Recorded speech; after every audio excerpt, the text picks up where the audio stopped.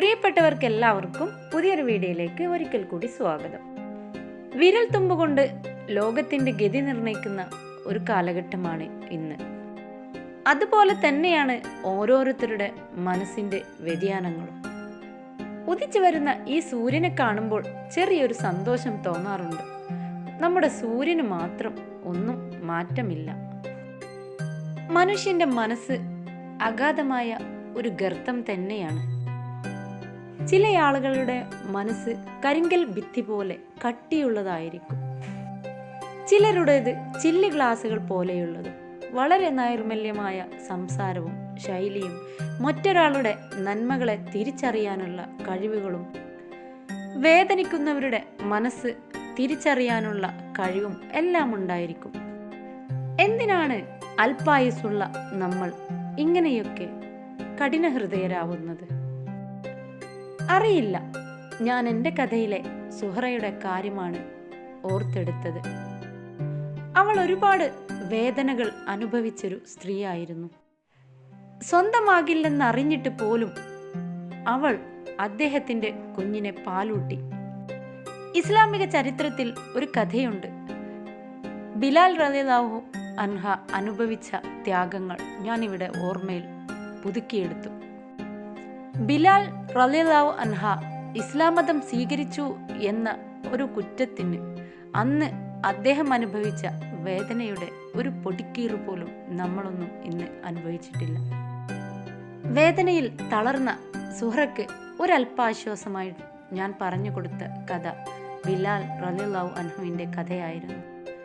തെറ്റുകളൊന്നും ചെയ്യാതെ സുഹറ കാത്തിരിക്കുന്നുണ്ട് അദ്ദേഹത്തിന് വേണ്ടി, അദ്ദേഹം ഏൽപ്പിച്ചു പോയ സ്വന്തം രക്തത്തിൽ പിറന്ന ആ കുഞ്ഞിനു വേണ്ടി. ഞാൻ ഒരിക്കലും ഭീരുവല്ല, എഴുതിക്കൊണ്ടേയിരിക്കും. എഴുത്തിലൂടെ ഓരോരുത്തരുടെ ഹൃദയങ്ങളിലേക്കും കുത്തി നിറക്കാൻ പോകുന്ന അത്രയും മൂർച്ചയുള്ള വാക്കുകൾ എൻ്റെ കയ്യിലുണ്ട്. ഇനി നേടിയെടുക്കാനായി അവൾക്കൊന്നുമില്ല. അതുകൊണ്ട് തന്നെ അവളുടെ കൂടെ ഞാനുണ്ടാവും. ശക്തിയായ ഒരു പെൺകരുത്തിൻ്റെ ഊർജം എൻ്റെ വരികളിലൂടെ അവൾ തിരിച്ചറിയും. പ്രിയപ്പെട്ട സുഹറ, നിന്നെക്കുറിച്ചുള്ള ഓരോ വരികൾ എഴുതുമ്പോഴും ഞാൻ അറിയാതെ തന്നെ എൻ്റെ മിഴികൾ ആർദ്രമാവുകയാണ്. 4 വരികളിൽ കൂടുതൽ നിന്നെ എഴുതാൻ എനിക്കിന്ന് വരെ സാധിച്ചിട്ടില്ല. അത്രയും നിന്റെ വേദനയിൽ എൻ്റെ ഹൃദയം നീറിക്കൊണ്ടിരിക്കുന്നുണ്ട്. മുഴുവനായിട്ട് അവളെ പറയാൻ ഇതുവരെ എൻ്റെ സമയം അനുവദിച്ചിട്ടില്ല. അതിന് ഞാൻ നിങ്ങളോടെല്ലാവരോടും ക്ഷമ ചോദിക്കും. തൽക്കാലം അവളുടെ വേദന എഴുതിയ ഈ ഒരു പുസ്തകം മടക്കി വെച്ച് നമുക്കെൻ്റെ അടുക്കളയിലേക്ക് യാത്ര പോകാം. കഥയിൽ മുഴുകിയ കാരണം കൊണ്ട് തന്നെ ഇന്ന് മക്കളെ തരികിടക്ക് പറ്റിക്കാനായി ഒരു വിഭവമായിട്ടാണ് ഞാൻ വന്നിട്ടുള്ളത്. വൈകുന്നേരത്തേക്ക് പോപ്കോൺ ഉപ്പും ചേർത്ത് കുക്കറിലൊന്ന് പുഴുങ്ങിയെടുക്കുന്നുണ്ട്.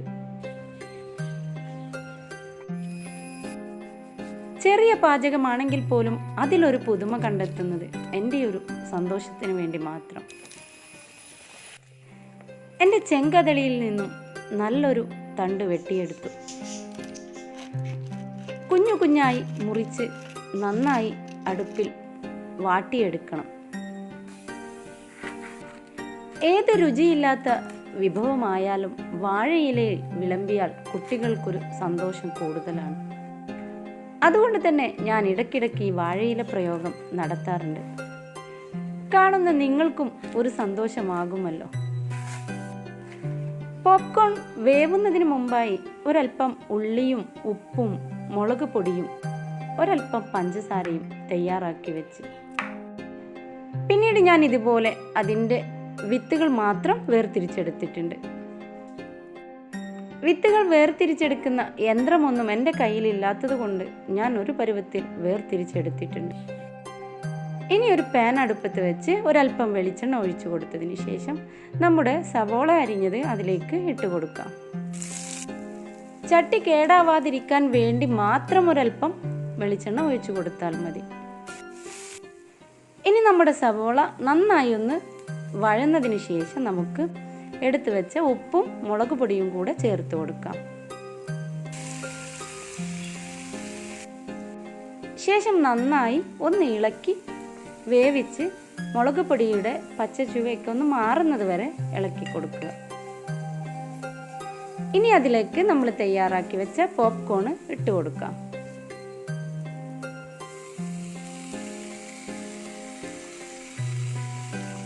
ഇനി നന്നായി ഒന്ന് ജോയിൻ്റ് ആക്കിയതിന് ശേഷം എടുത്തു വെച്ച പഞ്ചസാര അതിലേക്ക് മിക്സ് ചെയ്ത് കൊടുക്കുക. പഞ്ചസാര വേണ്ട എന്നുള്ളവർക്ക് അങ്ങനെയും ഉപയോഗിക്കാം.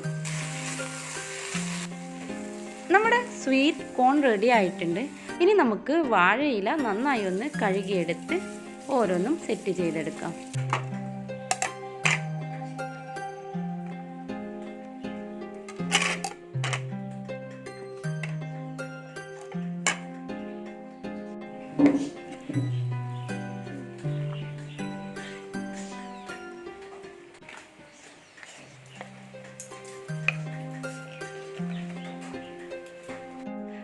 അങ്ങനെ ഇന്നത്തെ വിഭവം റെഡിയായി കഴിഞ്ഞിട്ടുണ്ട്. ചെറിയൊരു കട്ടൻ ചായയും ഞങ്ങളുടെ വൈകുന്നേരത്തിൻ്റെ ഭാഗമായി ചേർന്ന നിങ്ങൾക്കും കൂടെ ഇതിൽ പങ്കെടുക്കാം. നിങ്ങൾക്ക് ഈ വിഭവം ഇഷ്ടമാവുമെന്നുണ്ടെങ്കിൽ മാത്രം നിങ്ങൾ പരീക്ഷിക്കുക. വീഡിയോ ഇഷ്ടമായാൽ നിങ്ങൾ കമൻറ്റ് ചെയ്യുക, ലൈക്ക് ചെയ്യുക. സബ്സ്ക്രൈബ് ചെയ്യാൻ മാത്രം എൻ്റെ വീഡിയോയിൽ ഉണ്ടെങ്കിൽ നിങ്ങൾ ദയവായി സബ്സ്ക്രൈബ് ചെയ്യുക. വീഡിയോ കണ്ട് ഒരുപാട് എന്നെ സ്നേഹിക്കുകയും എനിക്ക് പോസിറ്റീവായ കമൻറ്റുകൾ തരുന്നവരുമായ എല്ലാവർക്കും നന്ദി, നമസ്കാരം.